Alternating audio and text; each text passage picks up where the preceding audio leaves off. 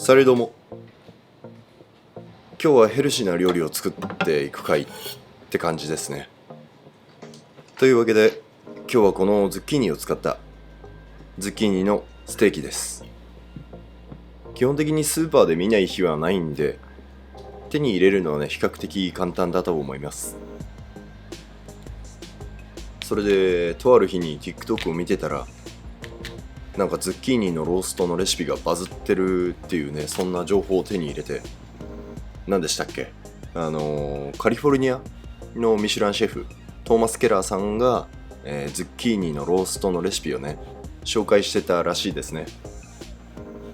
ちなみにこのシェフのトーマス・ケラーさんはフレンチランドリーというお店のオーナーシェフをされてて、世界のベストレストラン50でもね1位を2回ほど獲得してるっていうすんごい方です。そしてなんとみんな大好きレミーの美味しいレストランの料理監修もされてる方なんですよね。ここでつながっちゃいますかっていうね、そんな展開なんですけど、これにはびっくりこいた方もたくさんいらっしゃるんじゃないでしょうかね。そんなシェフトーマス・ケラーのズッキーニのレシピ、これを少しアレンジした形で、作っていくんですけど、ズッキーニって約 95% 近くが水分でできてるんですよね。なんでさっきみたいに包丁でしっかりとこう切れ込みを入れて、そこに塩をしてね、中までこう通るような塩をして、ズッキーニから水分をねしっかりと出してあげることが重要ですね。ウリ科の野菜はそういう下処理をすることが多いですね。それで15分ぐらい置いといたら、これぐらいね水分出てくるんですよ。かなり出てきますよね。想像の右斜め上を行くぐらい水分出てくるんですけど、こうなってきたら OK です。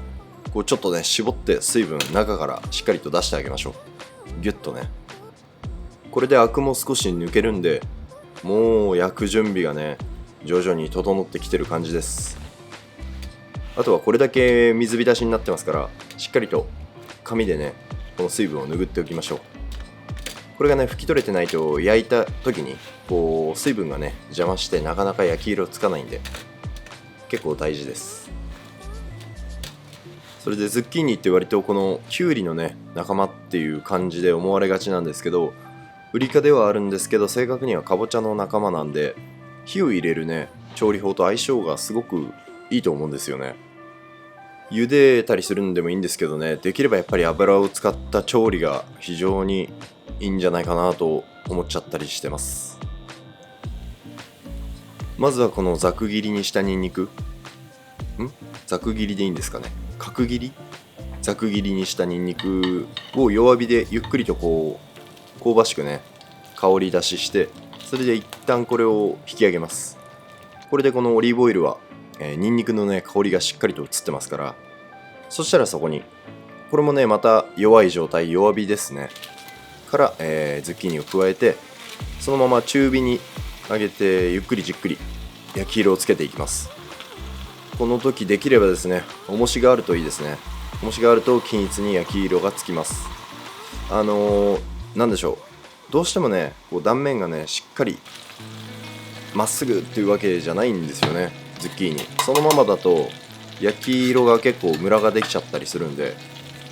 こういうような感じでねしっかりと重しをしておくと、なんとね全体に結構まんべんなくこうやって焼き色つくんですよね。めっちゃいいじゃないですか。めっちゃいい。こっちも問題ないですね。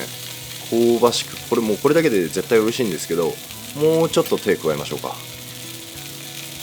一応ね弱火でやってるんで火はねだいたい入ってきてます。ひっくり返して、反対側も少しだけ火入れして、そしたらバターを少量加えて、バターのねこの香りも移していきます。少し焦がしバター気味になるまでしっかりと加熱しましょう。余裕があったらこうやって油を回しかけてね、ズッキーニのこの断面の方にもしっかりとバターの香りをつけます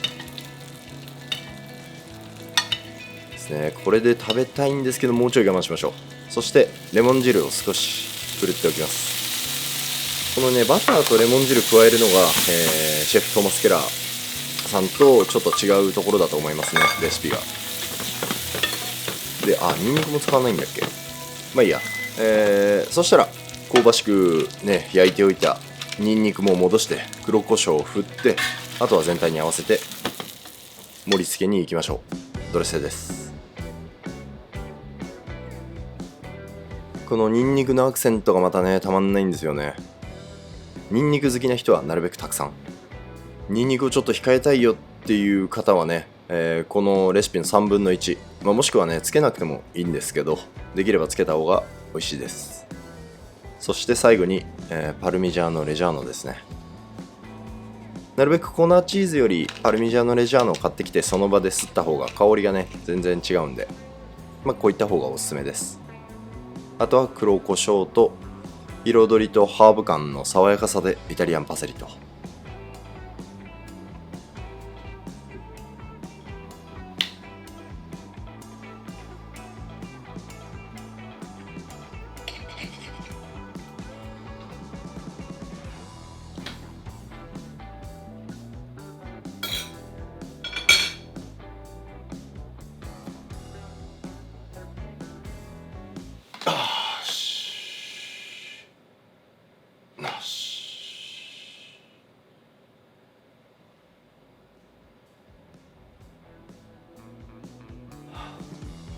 これ多分ズッキーニ史上一番うまいっすね。このシンプルさでこの深みとうまみはやばいっす。レモンの酸味のおかげでただでさえうまいズッキーニがさらに 2,3 段上に向かってうまくなってる感じ。これ多分ズッキーニ3本ぐらい用意して全然いけますね。1日、いや1回の食事で3本。マジでうまい。下処理の段階でしっかりと塩してアクも抜いて水分も抜いてるんで、ズッキーニのうまみをね味を堪能できるし、油もね程よくこう吸収してるんで、食べれば食べるほどうまくなる。ニンニクがまたいいっすね。というわけでズッキーニのローストでした。よかったらぜひ参考にしてみてください。それじゃまた次回の動画でお会いしましょう。アビアント。